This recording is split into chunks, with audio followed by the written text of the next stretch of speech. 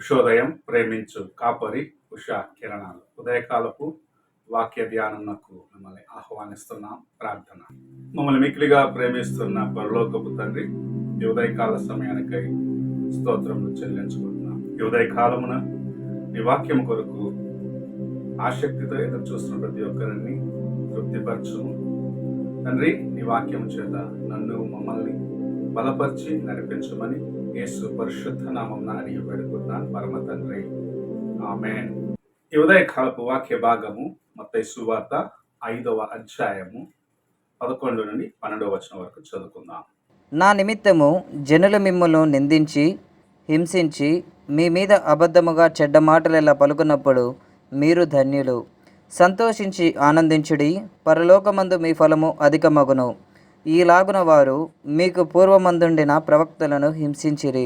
మనము చదువుకున్న వాక్య భాగంలో ధన్యతల గురించి చెప్తూ ప్రభు చివరిగా చెప్పిన మాట ఏంటంటే, దేవుని పేరట నీవు హింసించబడినప్పుడు, గాయపరచబడినప్పుడు నీవు ధన్యుడవు అని చెప్పబడటం చూడగలం. ఎందుకంటే నీ ప్రతిఫలము పరమందున అనేక రెట్లు అధికముగా ఉంటది అని చెప్పటం చూడగలం. నీవు దేవుని యొక్క కార్యములు చేస్తున్నప్పుడు ఎవరైనా నిన్ను గాయపరిచినట్లయితే, ఎవరైనా నిన్ను అనవసరమైన మాటలతో వేధించినట్లయితే నీవు ఆ కార్యమును బట్టి దేవుని స్తుతించుము. ఎందుకంటే నీ ప్రతిఫలము పరమందున అనేక రెట్లు అధికముగా ఉంటుంది. నీవు ఈ లోకానుసారముగా చూసినట్లయితే నిన్ను గాయపరిచిన వారిగా ఉంటారు, వేధిస్తూ ఉంటారు. ఎందుకు నీవు పనికిరావు అని నిన్ను అవమానపరుస్తూ ఉంటారు, నిన్ను నిర్లక్ష్యపరుస్తారు, మాటల చేత నిన్ను ఎంతో కృంగదీస్తూ ఉంటారు.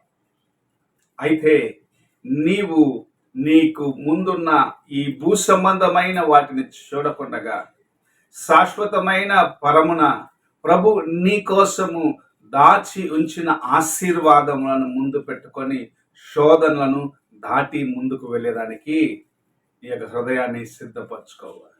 ఎందుకంటే ఆవేశపడి కోపపడేదాన్ని బట్టి నీవు ఈ లోకంలో ఎదుట వాడిని పగ తీర్చుకోవచ్చు, లేకపోతే అతని పైన నీ కోపమును చూపించవచ్చు. కానీ పరమందున నీ కోసము దాచి ఉంచిన గొప్ప ఆశీర్వాదములను నీవు పోగొట్టుకుంటావు. అపవాది యొక్క ప్రాముఖ్యమైన కార్యము లేక ప్రాముఖ్యమైన ఉద్దేశము ఇదే. నీవు పరమందున నీకు రావాల్సిన ఆ ప్రతిఫలమును కోల్పోవాలి. పరలోకమున నీవు దేవుని సింహాసనం ఎదుట నిలబడ్డప్పుడు నీవు ఈ దినము ఈ విషయం కోసము నీవు పగ తీర్చుకున్న దాన్ని బట్టి, లేకపోతే నీ యొక్క కోపమును నీవు బయలుపరిచిన దాన్ని బట్టి దేవుని యొక్క ఆశీర్వాదాన్ని కోల్పోయిన వ్యక్తిగా నిలబడరాదు అని ప్రభు నిన్ను హెచ్చరిస్తూ ఉన్నాడు. అపవాది యొక్క తంత్రము, నీవు దేవుని యొక్క కృపను కోల్పోవాలి, శాశ్వతమైన ఆశీర్వాదమును కోల్పోవాలి. ఆదాము జీవితంలో అదే జరిగినది. తాను శాశ్వతముగా దేవునితో పాటు ఆనందించవలసిన వాడు. అయితే అపవాది సర్ప రూపమున అతన్ని శోధించినప్పుడు, అతనిని బలహీనపరిచినప్పుడు, అతని శోధనకు లోబడ్డవాడిగా యుగ యుగములు యెహోవాతో పాటు ఉండవలసిన వ్యక్తి దేవుని యొక్క సన్నిధి నుండి ఆ ఏదైనా వనం నుండి త్రోసివేయబడ్డవాడిగా, అంతవరకు చెమట ఓర్చని మానవుడు ఆ దినము నుండి చెమట ఓర్చి దాని యొక్క ప్రతిఫలమును భుజించవలసిన స్థితికి త్రోయబడ్డాడు. నీవు కూడా ఇలాగూ నీకు జరిగే ఆ శోధనను గుర్తించకుండగా, అపవాది తీసుకొచ్చే శోధనను గుర్తించకుండగా నీ తలంపులను ముందు పెట్టుకొని కార్యములు చేయడం ప్రారంభించినట్లయితే దేవుని కృపను పోగొట్టుకుంటావు. ఉదయకాలం నా ప్రభు నిన్ను ప్రేమిస్తున్నాడు.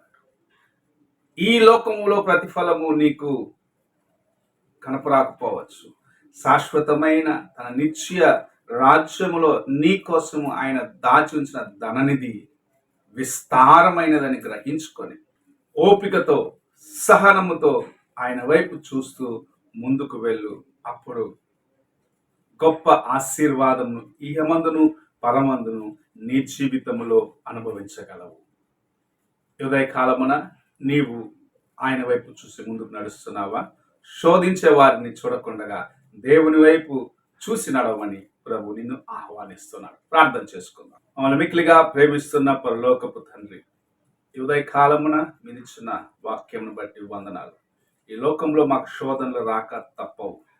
శోధనలు చూసి కృంగిపోకుండా, మమ్మల్ని గాయపరిచే వారిని చూసి కృంగిపోకుండా నీ వైపు చూస్తూ ముందుకు వెళ్ళి, దేవా, నీ రాజ్యములో నీవు మా కోసము నా కోసము దాచి ఉంచిన ధననిధిని సంపాదించుకునే కృపను నేను కార్యక్రమం వీక్షిస్తున్న ప్రతి ఒక్కరూ పొందినట్లుగా నీ సహాయం దయచేయమని యేసు పరిశుద్ధ నామమున అడిగి వేడుకుంటున్నాను పరమ తండ్రి. ఆమేన్. తండ్రి అయిన దేవుని ప్రేమ, కుమారుడైన క్రీస్తు కృప, ఆదరణకర్త అయిన పరిశుద్ధాత్మ యొక్క సహవాసము ఇప్పుడును ఎల్లప్పుడూ తోడయ్యండి సదాకాలము నడిపించును గాక. ఆమేన్.